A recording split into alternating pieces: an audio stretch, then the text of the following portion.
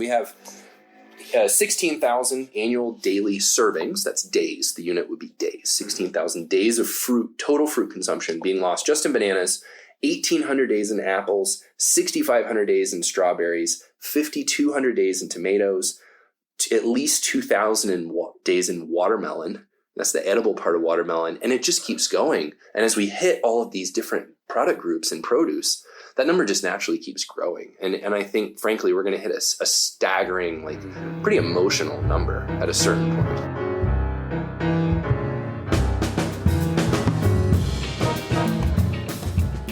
Welcome to the East Anchorage Book Club. I'm your host, Andrew Gray.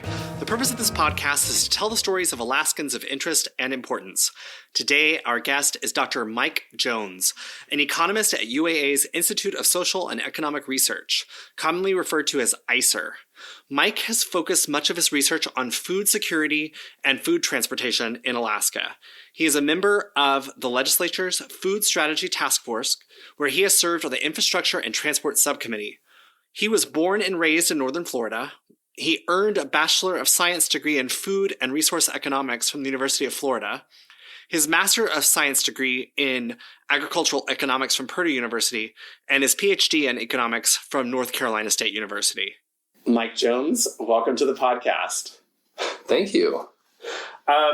So you have a PhD in economics. You work for ISER. You got your PhD from North Carolina State University. And I'm just curious, I always kind of wonder how people ended up where they ended up. Yeah. Tell us about growing up and how you got on the road to having a doctorate in economics. No, thanks so much. So I'm originally from Florida. I was born in Tampa, but I grew up most of my adolescence in a very rural part of North Florida called Jackson County. It's where Florida, Georgia, and Alabama all sort of converge. What's that saying? The further north you go in Florida, the further south you go? The more southern you get. Yeah, that's true. And so I'm not from Miami. I'm very vocal about expressing that. We moved to Tallahassee, Florida when I was in high school, which was great because it was able to expose me to a lot more academic opportunities in a more urban setting within Florida. And then I went to the University of Florida. I was a political science major, actually declared, and we had an honors program there. And there was a professor who taught a course in food and resource economics. And I wanted to get more of a business economics bent to what I was doing to complement the political science. And I went to a job fair and I told them I was a political science major and they said, great, and what? And so I just realized that it's an important degree to pair. And then all of a sudden, food and resource economics started looking pretty phenomenal. And I started getting involved in research very quickly, international exposure very quickly through some scholarship programs.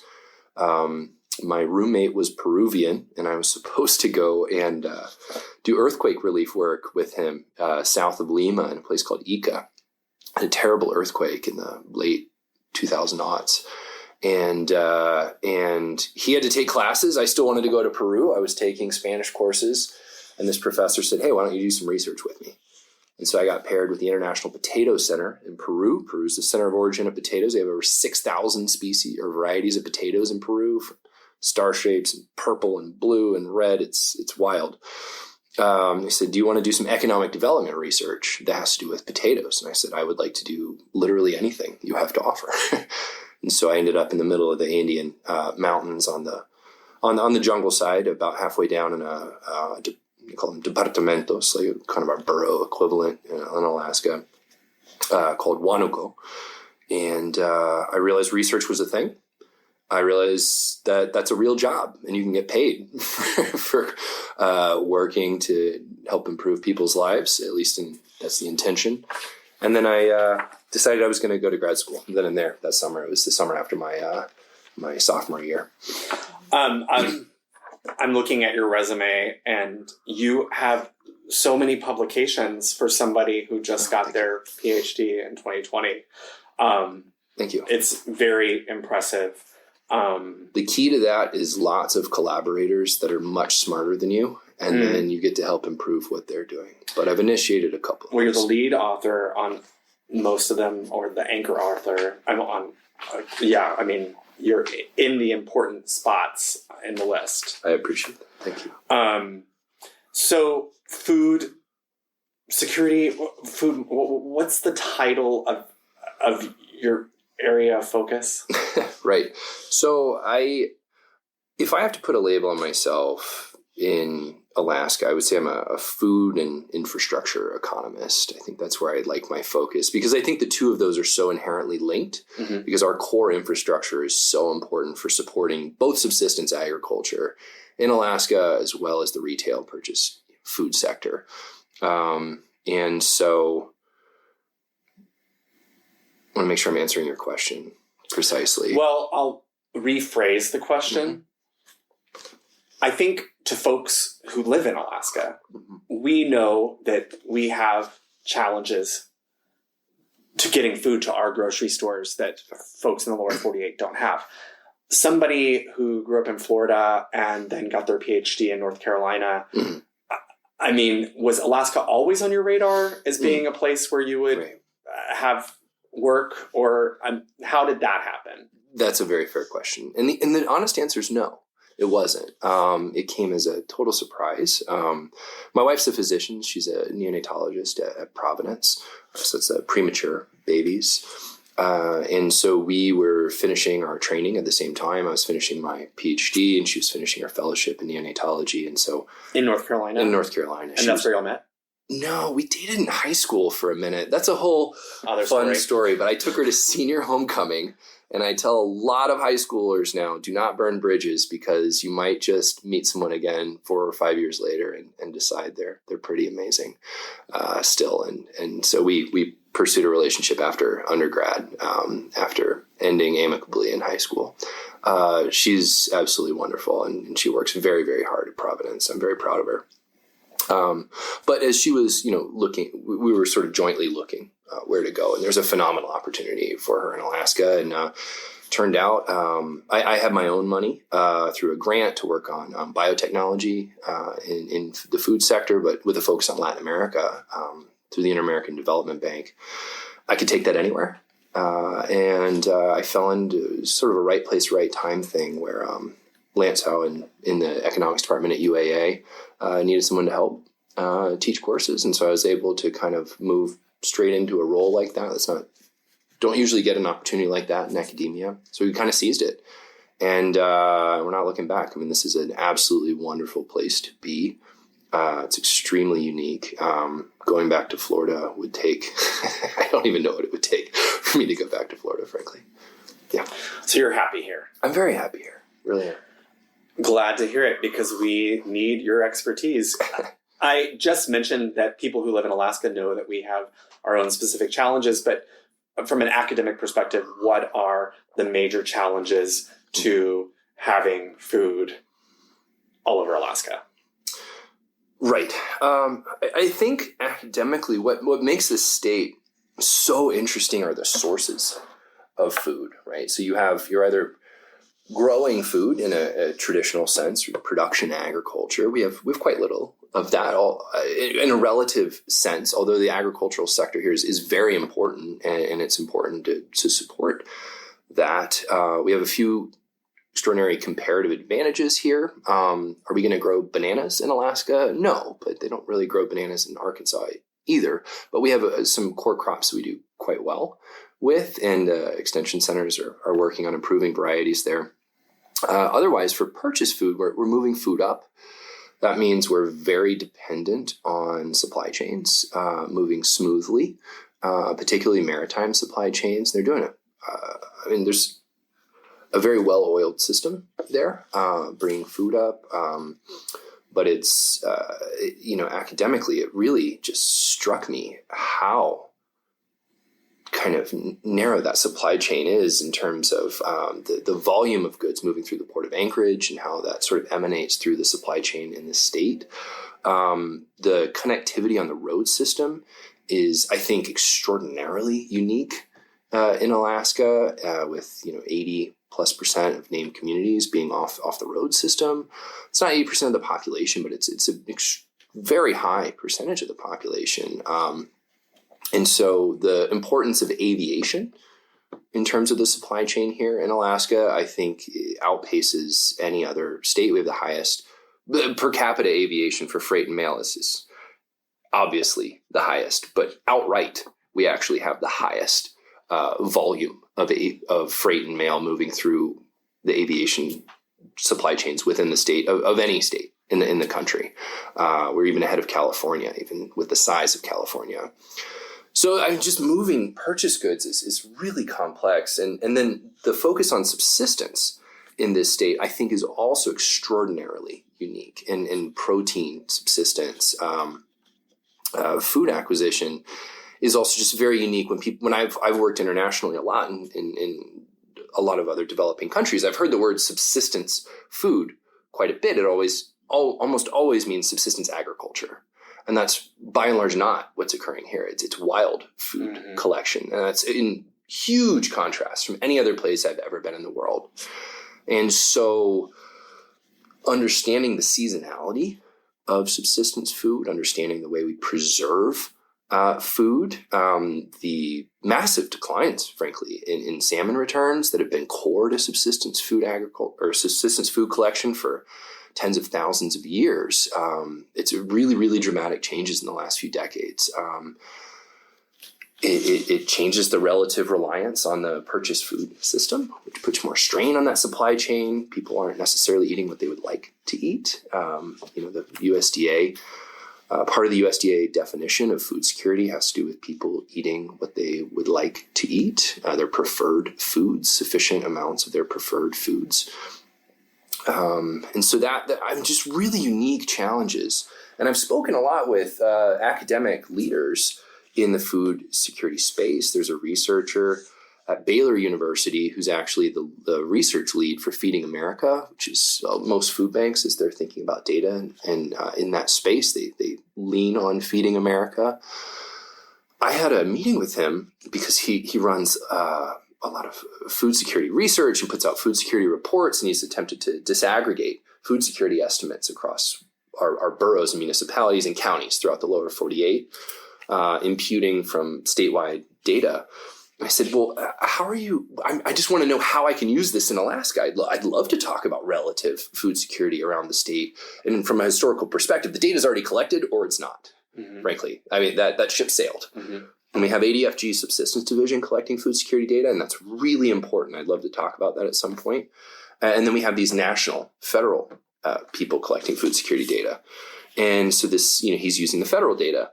And I said, well, how do you account for subsistence? He's like, well, what do you mean? And I was like, well, I don't know if you know the extent of subsistence food collection in Alaska. And frankly, you just didn't know, but how would you know? Right. If you're not exposed to this state. And I was telling about like the per capita pounds per year that are collected on the North Slope. And it's unbelievable. And he said, well, that's your entire protein allotment. Right. I said, oh yeah, and some. Right. And it depends on how it's preserved and distributed. And, there's a lot more than just harvesting it that to make it into people's diets. But he had no idea, and that wasn't represented in his work. I want to get back to, bananas. You mentioned, right. Not being able to grow bananas in Alaska. One, you and I met in the hallway at UAA, and you mentioned bananas being not a large amount of bananas being destroyed, not being usable, as an example of the issues that we face bringing fresh produce into Alaska. And I'm wondering if you could give the exact number. I've been giving out a number. I don't know if it's accurate. The exact number. So I'll give you a little bit of background before I give you the exact number. It's so I'm on the executive committee. It's one of the more fun things I've been able to do, frankly, as working with ISER and the Institute of Social and Economic Research at UAA, is being involved with the Food Strategy Task Force, which is HB 298. Food Strategy Task Force, and we broke up into focus areas, and I was on the infrastructure and transport subcommittee headed by Catherine Keith, deputy commissioner at DOT, who's just been wonderful to work with. And on that committee was also Kyle Hill, who is the CEO of the Alaska Commercial Company. And, Kyle Hill is someone who's been extraordinarily helpful thinking through a lot of supply chain problems. He's clearly a very big stakeholder in utilizing the supply chain in Alaska, and the AC stores are a very big part of the retail network around the state, bringing fresh produce. But as you're moving a lot of produce through these supply chains in the airports, things get off one plane and get on another. And sometimes when they're getting off one plane and getting on another, there's a delay, natural delay. Sometimes there's a weather delay that's significantly longer. And sometimes in remote Alaska, we're aware there's fairly extreme temperatures. And so as crates, are potentially sitting on the tarmac, it's just, at negative 20 or negative 40, bananas don't do too well after a couple hours. But that's true for most produce. So he was talking about the scale of the loss in produce just in transit. And it really sort of tugged at me as a food economist, thinking, man, this is just so inefficient in the system. So we brought in some air carriers and we're trying to think of solutions, but he wanted us to think about real numbers. And so he provided quite a bit of data, non-sellable on arrival data at the UPC level, or the sort of exact product and quantity level, by store by months for the last 5 years. And so that allows me as a researcher to try and aggregate those up, right? Because there's bananas, there's organic bananas, there's overripe bananas, there's a lot of kinds of bananas. You got to squish them all together. And so the number in the last 5 years, there's been 69,690 pounds of bananas that have been non-sellable on arrival. In the last year. 5 years. In the last 5 years. 69,000 in the last 5 years. And so, I think one really important part of science communication that we talked about in the subcommittee as well, was how do you communicate the scale of that number, right? What does that number mean, right? And so what I was able to do, and we actually have a master's student now who's a major in the Army, in our Masters of Public Policy that we have at UAA. It's a great program headed by Marie Lowe, who's an ISER researcher, is running it right now. And Diane Hirschberg and Jen Schmidt are helping with that as well. Her name is Genevieve, and she's taken this up as a project for her master's thesis in thinking about grouping out all the different types of produce, but also meat, dairy, eggs. We have the whole thing. And thinking about, okay, what is the scale of loss in transit and what could be attributable to just difficult management with insufficient assets and potentially labor to put crates and freeze chill assets at airports and preserve them, and then thinking about cost benefit decisions. But to answer your question more directly, when you take volume losses, well, it's like, well, we don't eat all of the banana. I don't really care about the peel. So USDA actually has a conversion to get the edible percentage. So you're like, okay, well, what are the edible losses? Great. Okay, what's the annual edible losses? And then you can take the FDA data, which has recommended serving sizes. And then you can take the 5-a-day rule, like 2 fruit servings, 3 vegetable servings. And so what we're trying to do is convey this in a way that makes a little more sense. And so we're able to take 69,000 pounds of bananas, just raw bananas. Including peel. Convert that into an annual loss, take the edible loss percentage, serving size recommendation. I can tell you that on an annual basis in Alaska, just for the Alaska Commercial Company stores, we are losing 16,000 daily servings of fruit in the recommended intake. Per day? Per year. Oh, per year. Sorry. Per year. No, per day would be quite a thing. That would be quite a thing. I don't even think we have... So 16,000 servings of fruit.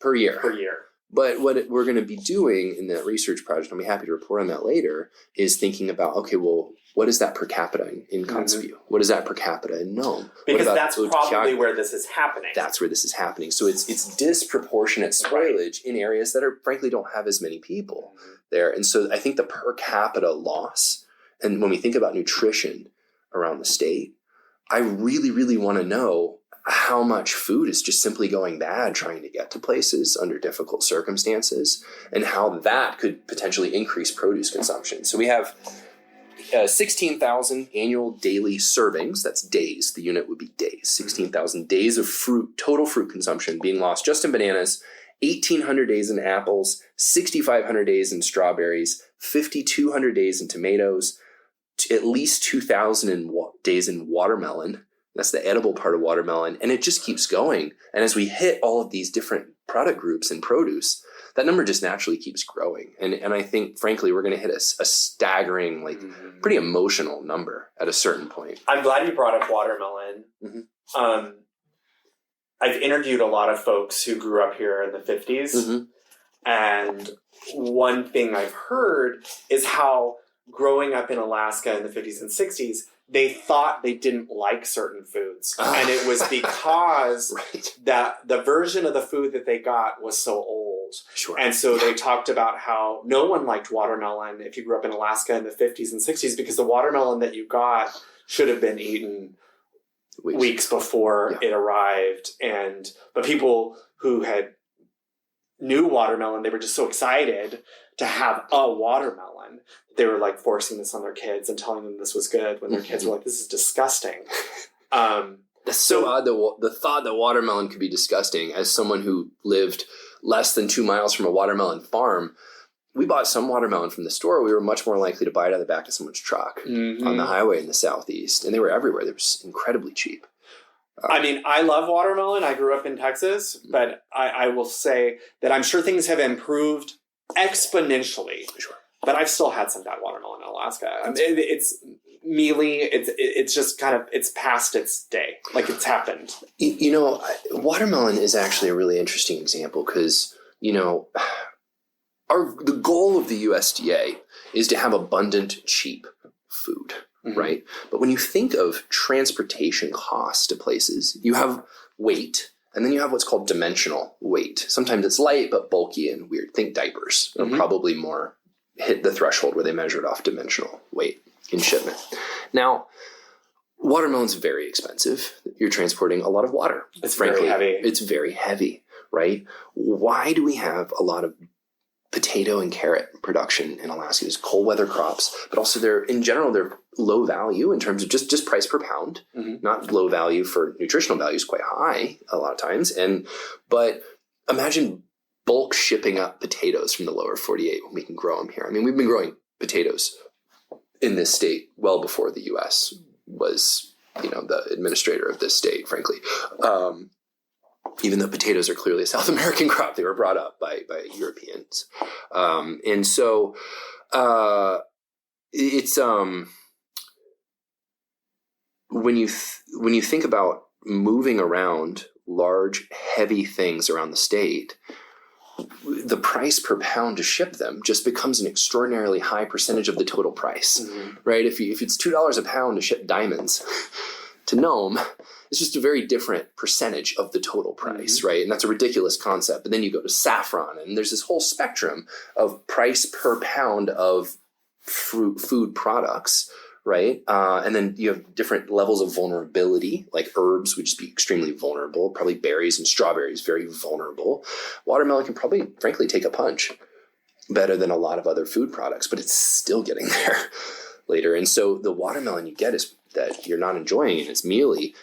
The transportation margin in that food product is probably extraordinarily high. Even moving from Anchorage, and the differential between moving from Oregon or Tacoma, to Anchorage, like Portland and Seattle, those markets get compared to Anchorage a lot. The differential between there and Anchorage is lower than the differential between Anchorage and the remote areas as well. So we think we have expensive stuff in Anchorage. But we don't. And you see it. You see it on social media. The scale of it is absolutely a different. The price of things in the villages is insane. There's certain things like bottled water. You see like the $77 for a case, or you see those on social media and make your eyes pop. Well, and if we're talking about food price differentials, this is actually a research arm that I specifically have, and I'm very, very interested in it. And when I got here, one of the funders of my work is actually the UAF Aquasi Center. It's Alaska Center for Unmanned Aerial Systems Integration, basically the drone center at UAF. Very big player nationally. The work they do is they're on a direct line to FAA leadership. But they wanted me to look at economics surrounding drone delivery of stuff, right? Unmanned aerial systems. And it's like, well, we need to understand how unmanned aerial systems might fit into the air part of the supply chain. Well, then we have to figure out, okay, what does air fit into the entirety of the supply chain? And then we're talking about how that might reduce the final price of goods for consumers. And I was asking, okay, well, what are the final price of for consumers around because you don't have to pay a pilot. Is that like where the cost savings is if you have an autonomous So there's aircraft? A couple different things. One, you could have the exact same amount of piloted aircraft and you just sort of add to the fleet. So you just added value. So you just have added volume moving through. Or potentially there's cost savings in terms of just labor. And it depends on the extent to which there could be like labor shortages that are not the same around the state. That's pretty pocketed. And so that's another research arm we have that we're starting up. It's about pilot labor and where we might see some shortages around the state. It seems also that you might be willing to send an unpiloted aircraft out in worse weather than you would a piloted aircraft, that you might be willing to take a risk and there's not a life involved. So I'm actually really glad you brought that up as well, because that is you should be a researcher, because that is the exact research, one of the exact research questions that sort of we're thinking about.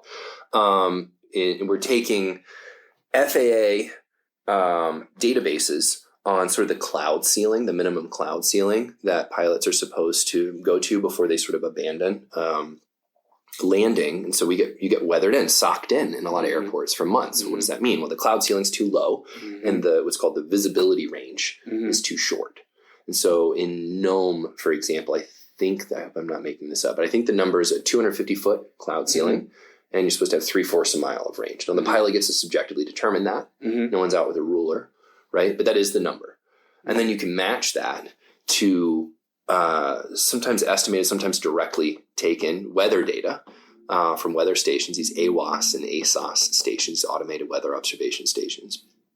And they have databases for that. So you can look at the days in which pilots by statute should not have landed, right? And then you might be able to think, well, okay, if we had the technology in place where they could land, if that supply chain was allowed to keep moving, not only for consumer goods, but let's think about pharmaceutical deliveries. I mean, air is a very important supply chain component for pharmaceutical goods in this state. I have a friend who's a pharmacist in town, said they were setting up a pharmacy out in Valdez, and they were socked in for 4 days, and they had to charter a van to drive people to get their prescriptions in Palmer. Wow. But what if in the state of Alaska, you're privileged to be able to be even on the road system to be able to do that? I mean, it's a ridiculous proposition to do that instead of maybe landing a drone there through the weather, through a weathered system where there's not really other planes taking off and landing. That's sort of the point. So it's more safe. But then you get off the road system and who knows? This comes up, big deal. When I worked at the VA, we would have veterans who would request more than a 90-day supply of their blood pressure medication, of their cholesterol medication, because they lived off the road system and it was so difficult for, because it would be difficult for them to get mail, to do the drive to get where they collect their mail. And I mean, there's certain things that you just can't get exceptions for. Like, I mean, if the federal government says that the maximum you can give is 90 days, then the maximum you can give is 90 days. It's hard to get around that maximum. And we've talked to some health corporations, around the state as we're sort of thinking about approaching this as an academic research question, where ISER can help sort of expand what we know for state agencies and even federal agencies through the IHS. And there's a lot of innovative ways that they've thought about this. It's really actually pretty cool. There's something called pick points. I think it's called pharmacist in charge. And for at least acute medicines, like things that people might commonly, antibiotics is exactly, the main example usually. Not the 90-day supply one, not your chronic meds. And so it's important difference. But it's basically like an ATM or a vending machine, right? That's remotely dropped by a pharmacist. So you have a community health aide that's talking to a physician in one of the hubs, And so they're running through the algorithmic sort of handbook that they have to sort of work through a patient problem. And then they talk to the pharmacist, and the pharmacist can say, okay, B5, I'm going to drop that medicine, and they can give it to someone. And it's a workaround. It's not this perfect solution, but it's really cool. I immediately start to think of problems that could come up, which would be that someone could be influenced to prescribe a certain medication because it's in that vending machine. And I could see how in some cases it would be fine. If it was an antibiotic and you're like, well, I would normally give this one, but the one that's in the vending machine will probably work. I'll give that one. That's fine. But what I also think about is, let's say they stock a vending machine with a lot of a certain medication that you don't use very much. You might use it because it's there. Like, this is me like going into the psychology of medical providers. I'm not equipped to answer. Well, no, that I will. I'll way. answer that. I'll use, and you know, no, I'm not going to throw myself under the bus. But when deployed in a military environment and you have a military pharmacy, it's much easier to use the medications that you have on hand than to order them. So there are times when you use a crappy medication because you have it. And sometimes you'll start somebody on a chronic medication that they might stay on for a long time because you have a lot of it. And anyway, I'm just throwing it out there. I think you found your next guest. Sorry. No, I think you found your next guest, which is really important. I want to go back to drones really fast. Sure, yeah, please. Do you know, so this whole idea of a ceiling and visibility, there's not a person with eyes in an unmanned aircraft. Do they need to see anything? Could they potentially fly just based on, the knowledge of the terrain in zero visibility? So I think this is an important caveat where I say I'm not an aeronautical engineer, and there's a guy named Nick at the Aquasi Center that I think you could have a fascinating conversation with about sort of the nitty gritty on this type, or even Kathy Cahill, the director of the center, who's fantastic. But we just had the Global Autonomous Systems Conference in Anchorage that was put on. Pat Pitney was there. Lisa Murkowski spoke. A lot of university support and state and federal support there for thinking about innovation in the aviation sector. And the conversations that I was having there kind of illuminate a couple different things. One, you have these onboard AI systems that are getting lighter and lighter and getting a little more feasible to use. But you're thinking in terms of, we're not thinking in terms of like a quadcopter.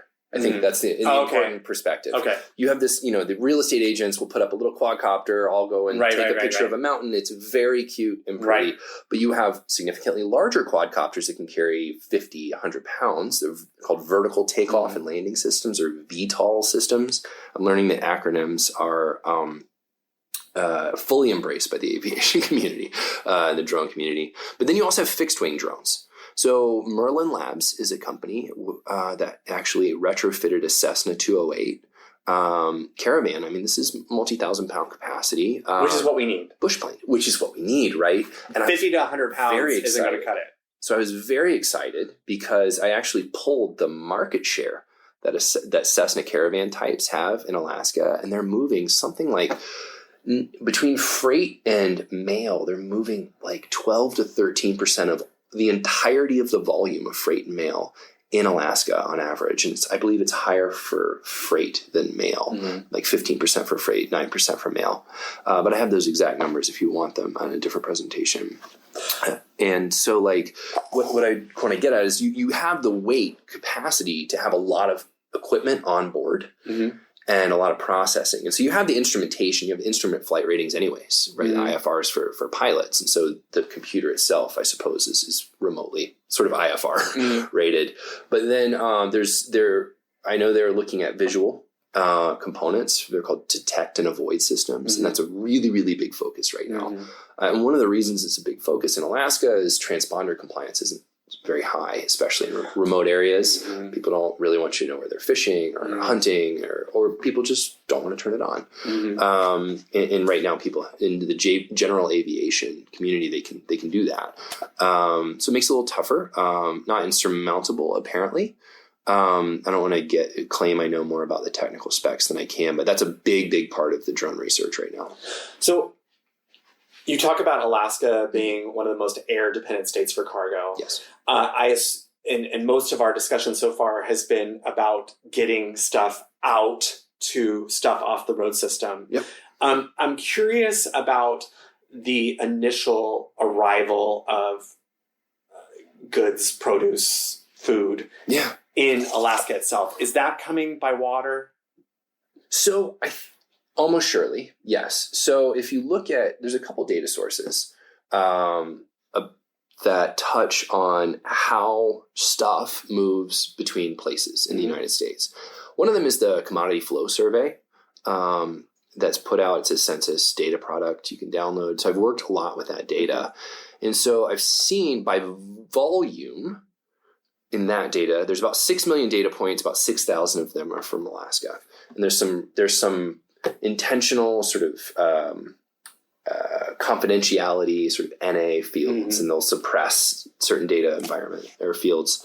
But it looks like, from what I can tell and combine, somewhere between 80 and 93-ish%.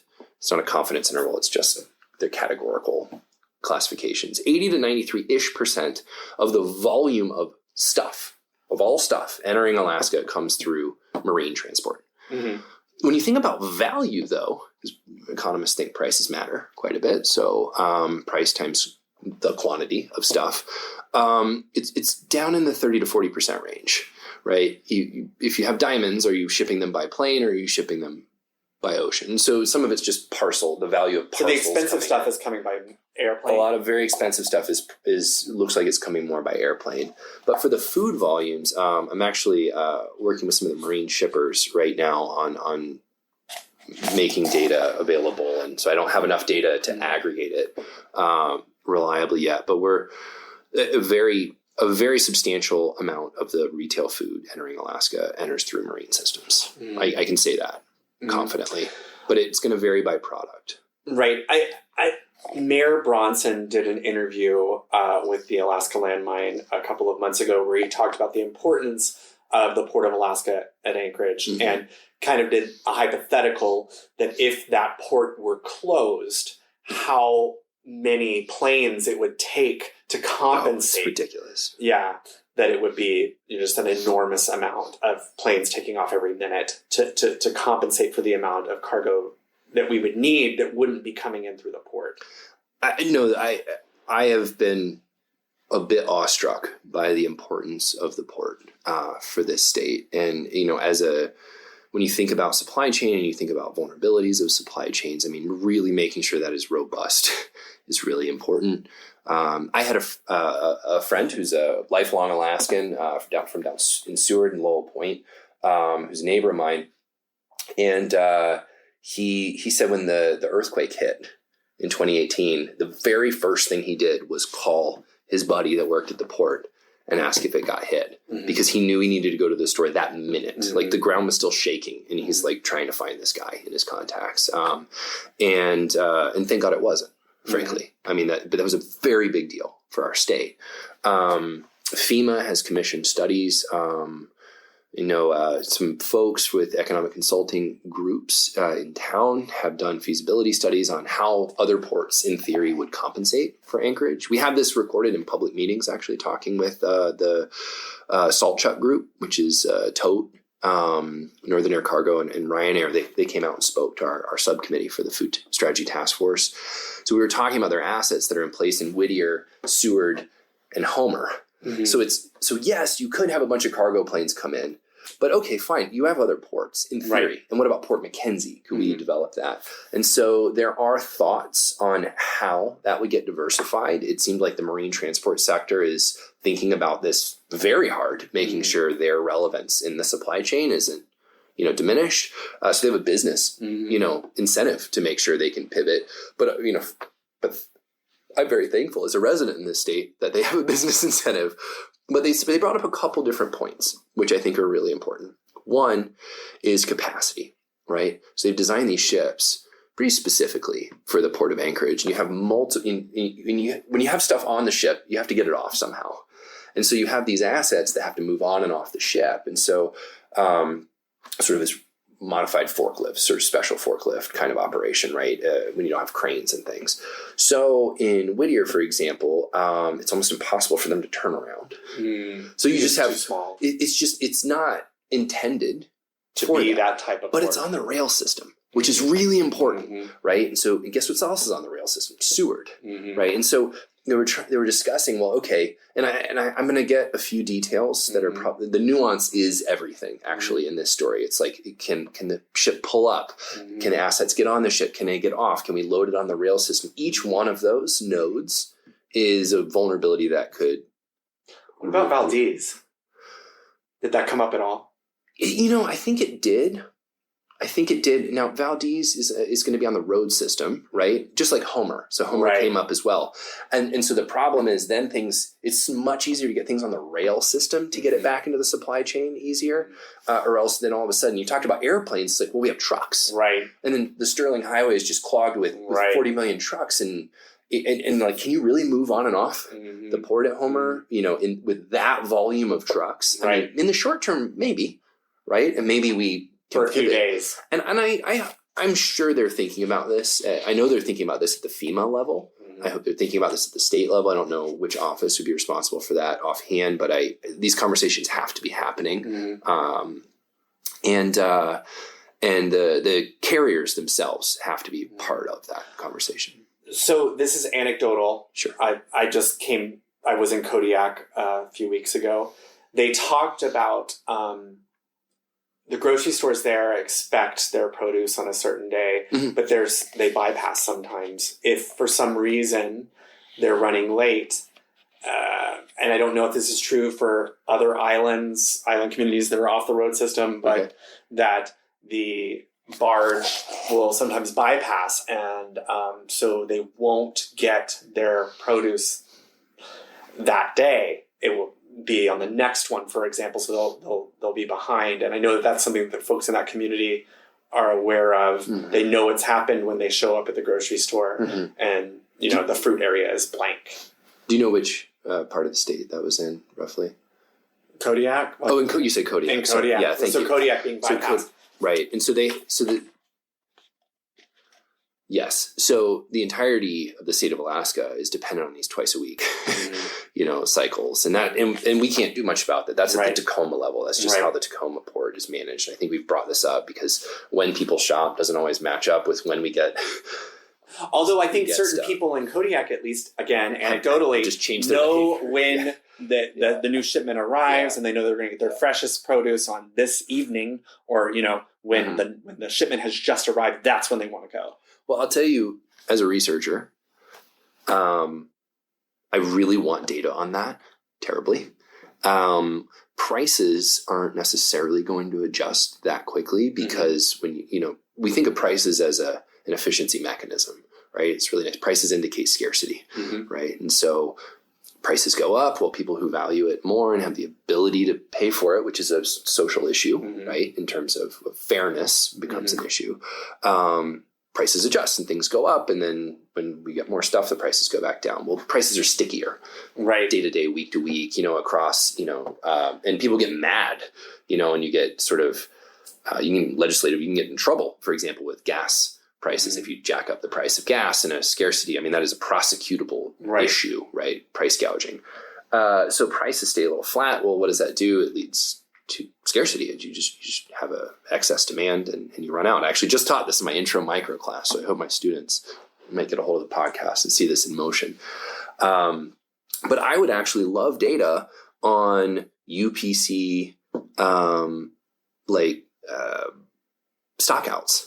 If I would love to see that tracked, and I'm sure the grocery chains manage that. But if anyone's listening that has, access or knows where that data is, I'd really love to talk about that because shortages in stockouts are actually kind of the worst case scenario, even more than higher prices, because it's just simply not available. I have a question about pricing. Please. So what I hear you saying is that say Kodiak gets bypassed, so they don't get fresh fruit. Well, the fruit that is on the shelves should become much more expensive because it's scarcer. There are fewer apples. There's no new apples coming. The apples that are left are more valuable because there's fewer of them. Sure. Does the particular grocery store in Kodiak make that decision if they're going to go out and change that price? And I guess this is a more global question about all of the shops throughout Alaska. Are they all making their independent, and I guess I'm thinking more about big chains like Fred Meyer's, right. Cars. Are they making decisions about pricing in their store on a day-to-day basis? Or is it coming from higher up?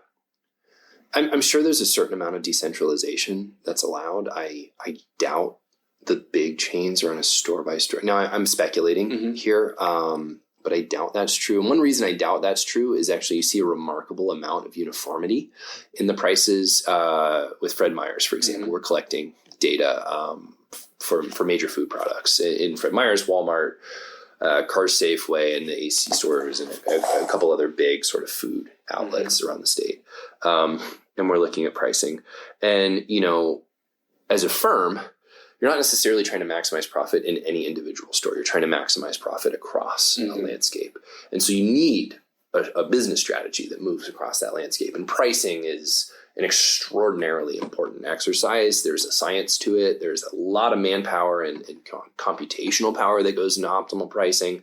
They're monitoring what everyone else is charging, as well as, their price patterns and their costs. And it's not just some cost plus, like, slap 20% on it and we're done, right? You have basically the same price for a lot of goods in Juneau, Anchorage, and Fairbanks.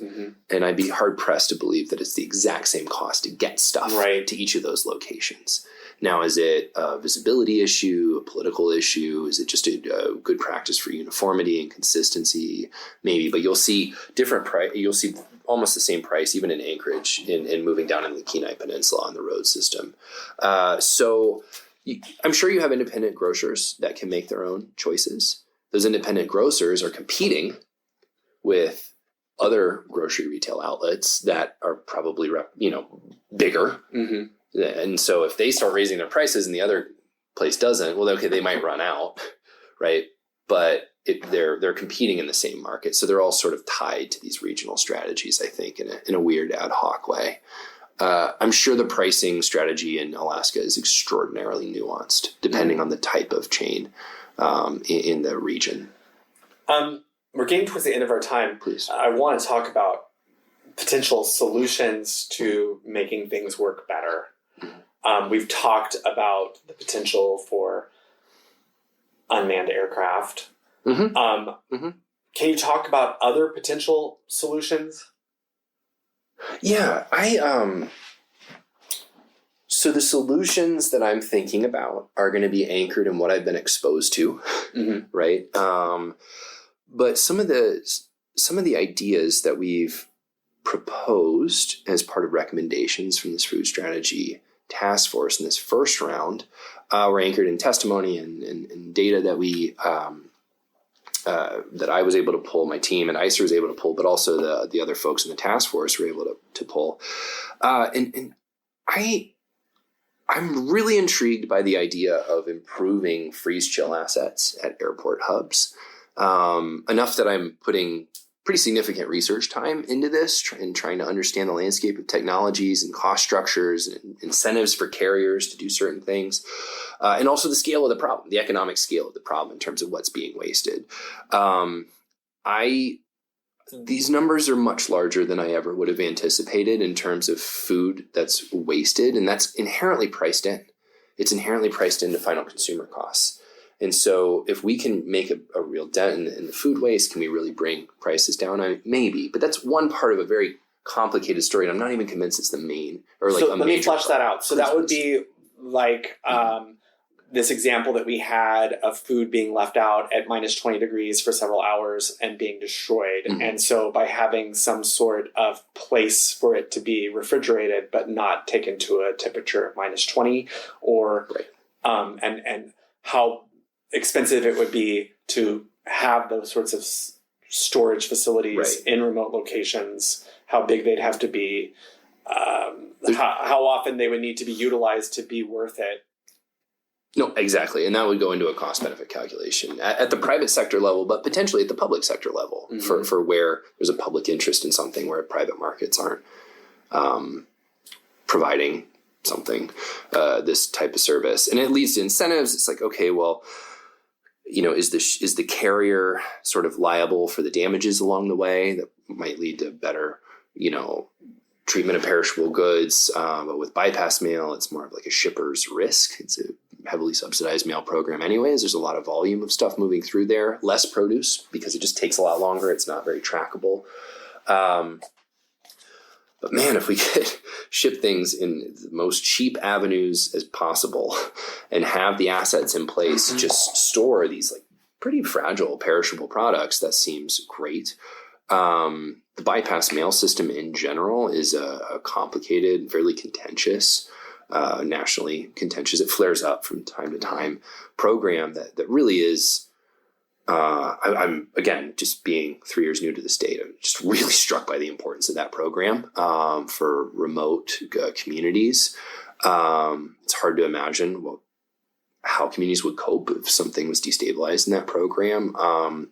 But, there's always room for improvement, room for improved trackability, room for improved sort of coordination as the crates are physically moving between carriers potentially because they get sort of allocated proportionally. If multiple carriers are servicing like the Bethel to certain villages around Bethel, segment, they have to get a proportional amount, like an equally proportional amount of that route, instead of perhaps optimizing within themselves a little better. So there's a lot of nuance to those programs. Other really, I think, important aspects are just how do we make supply chains shorter, right? And does that, where can we help support through education or where can new technologies help us just grow food closer to people that are consuming it? Right. And so we talk about not being dependent on the lower 48. And that sometimes that's a philosophical question, sometimes it's an economic question. But there's really practical, just shrinking supply chains, right? Reducing the transport margin for these goods, improving the quality of those products and probably the nutritional quality as well as just the visual taste quality, right? You get degradation as you move through. It's just less nutritious, frankly. So how do we help promote that? There's been a lot of efforts over the years to try and promote food production in sort of remote areas. We've got renewed interest in indoor farming, these vertical farming technologies. I'm very interested in those. I haven't seen a formal analysis on that yet. If it exists, I'd love someone to send that to me. There's definitely folks in the legislature who talk about indoor farming and other countries where there's indoor farming happening, and if that's something that's happening around the world and other parts of the world, perhaps that we might be able to. When you think about indoor farming, and again, I'm speaking, I need to acknowledge that I'm speaking beyond my expertise right now. I'm just thinking about the broad specs that I would want to know approaching it. Energy is a very important input, right? I mean, you're taking out soil, and you're adding a lot of energy. Well, how much does energy cost, around that state? I mean, if you're thinking of rural, remote areas and in very cold areas, that's even just heating the facility. I mean, it's a big deal. But then you have the lighting, and I mean, it's really energy intensive, even in places where the climate is not. Right, and we can't build new houses, much less build like these large structures that. And they don't even necessarily have to be that large, which is the nice thing. And so I'd really be interested in talking with a lot of folks, in that sector. But I've heard folks have tried to make it work and have had a hard time, making the business case. Folks from food banks to even retail grocers discussing that. Because it's in their interest too to keep their costs down. So what if they vertically, integrate their own supply chains and just start, growing the food themselves to sell throughout their outlets or carry in their food banks. And so I think hearing from some of those folks, it made me want to learn more, but it made me a little sort of apprehensive as sort of the silver bullet solution. These things tend to seem like just silver bullets. And, and in the context matters a lot. It's a part of a bigger conversation. It's not the answer. But I think the other important part is recognizing that technology is always improving, right? And what was true 5 years ago might not be at all true now, and preparing for something that could get even more efficient in the next 5-10 years. We want to be on top of that. And we want to understand that. And so sometimes it's worth putting effort, both in attention and sometimes an investment, towards something we see on this path towards, declining costs. Well, talking about outdoor farming, climate change has lengthened the growing season. It's also decreased the amount of ice, which, the ice season. So you're able to take things by boat further north, perhaps later in the year or more easily. I wonder, and I'll say that would be potential in the positive column. In the negative column, you have less frozen rivers, and if you're using frozen rivers as highways to drive on, absolutely, you don't have them as long. Right. I guess, I am sure that plays a role in your thinking about growing our own food. Yeah, I know. We have these major commodity growing areas. I mean, the valley is extremely important in agriculture. Delta Junction is extremely important in agriculture. And then we have these sort of distributed, areas of most of the time smaller scale, operations. A lot of our commercial farming is fairly geographically concentrated, frankly, in places that aren't as dependent on, for example, the ice issues,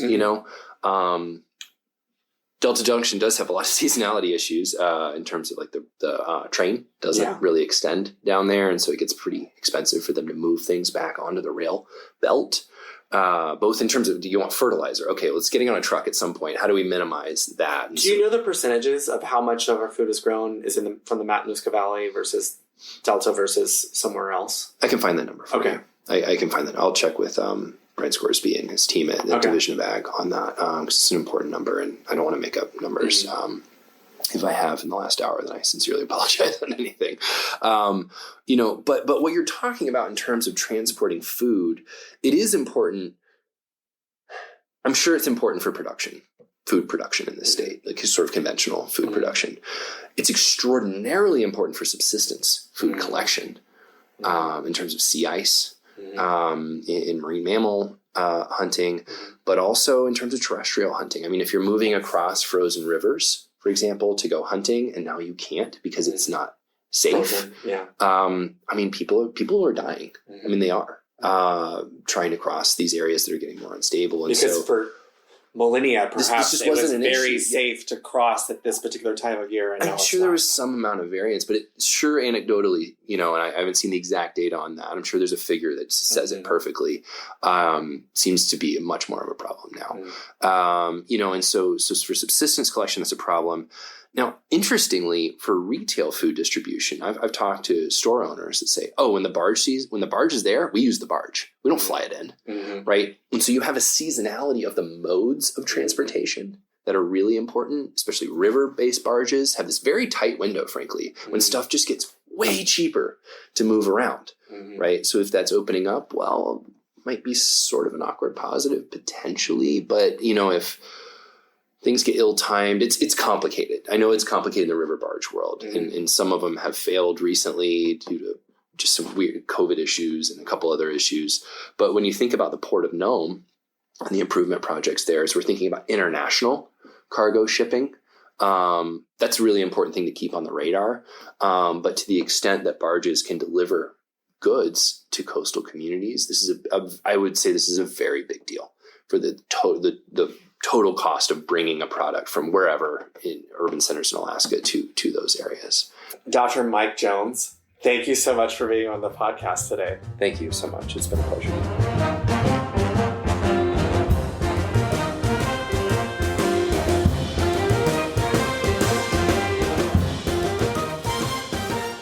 Thank you to Hunter Lotzfeld for making this podcast listenable, and thank you to you, our listeners. If you like what you heard, please subscribe, rate, and review us. To contact me, email eastanchoragebookclub@gmail.com. That's eastanchoragebookclub, all one word, @gmail.com.